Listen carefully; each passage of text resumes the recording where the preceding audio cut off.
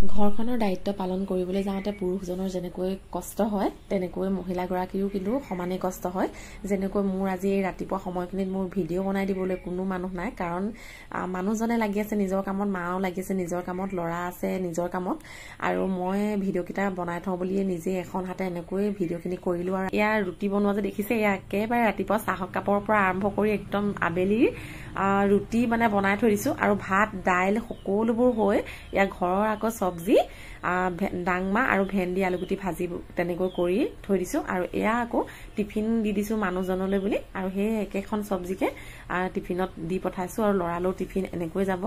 আৰু সেইদৰে কৰি লৈ পিনে তাৰপিছতে আকৌ মই মানুহজনলৈ বুলি গোটেই মানে পানীৰ পৰা আদি কৰি গোটেইখিনি ৰেডি কৰি ল'লোঁ। সঁচাকৈ ঘৰখনত মানে যিমান কষ্ট পুৰুষজনৰ হয় সিমানখিনি কষ্ট মহিলাগৰাকীও হয়।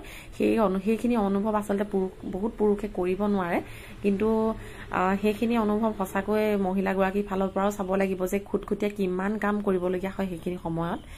সৰু সৰু মিষ্টেক হৈ গ'লে তোমাৰ ধৰি লোৱা ভাজিখনতে যদি নিমখ অকণমান থাকি যায় ভাজিখন কেনেকুৱা লাগিব খাবলৈ, তেনেকুৱা নিচিনা কথা। সৰু সৰু মিষ্টেক হ'লে কিমান বেয়া লাগে পিছত। আৰু এয়া মানুহজনলৈ বুলি একদম মানে আবেলিৰ কাৰণে টোপোলা ৰেডি কৰি, আৰু সেইখিনি সময় মোৰ বাজিছে মাত্ৰ 8টা, আৰু এয়া মানুহজনক সেইখিনি সময়তে বিদায় দি লৈছোঁ। তাৰপিছতে আকৌ ল'ৰাক গা পা ধুৱাই মেলি স্কুললৈ বুলি ৰেডি কৰি ভাত দিলোঁ।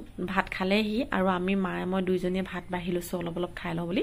আৰু কি কথা জানেনে, 8 বজাতে এতিয়া ভাত খোৱা বুলি ভাবি আকৌ নেহাঁহিব, কাৰণ আমি মানে সোনকালে উঠি যেতিয়া কাম বনবিলাক কৰি দিওঁ তেতিয়া মানে একদম ৰাতিপুৱা 8 বজাত ভাত খাব পৰা হৈ যাওঁ, অভ্যাস হৈ গ'ল এইটো আমাৰ।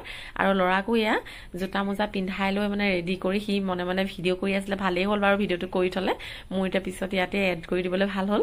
তাৰপিছত আকৌ ইয়াত তাক ৰেডি কৰি মেলি মানে মই নিজেও ওলাই লৈ সেইখিনি কৰোঁতেও কিন্তু কমখিনি টাকুৰি ঘূৰা দি ঘূৰিবলগীয়া নহয়।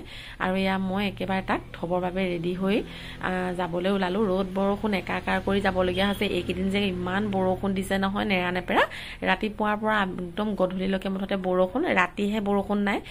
একমাত্ৰ আশা বুলিবলৈ এতিয়া সিয়ে আছে। ইমানখিনি কষ্টৰ মাজত তাক কেনেকৈ ডাঙৰ দীঘল কৰিছোঁ।